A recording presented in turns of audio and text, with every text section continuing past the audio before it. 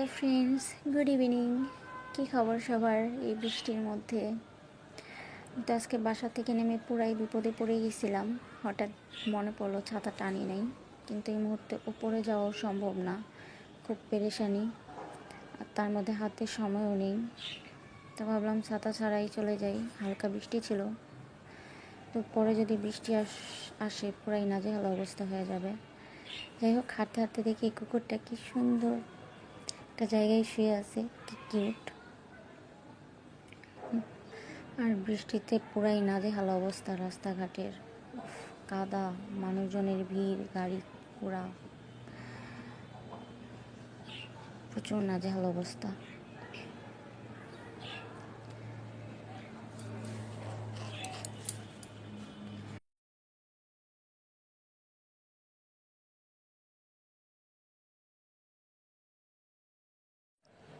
এই নার্সারির সামনে আসলে বরাবরই আমার চোখ আটকে যায় রং বেরঙের বাগান বিলাসী দেখে।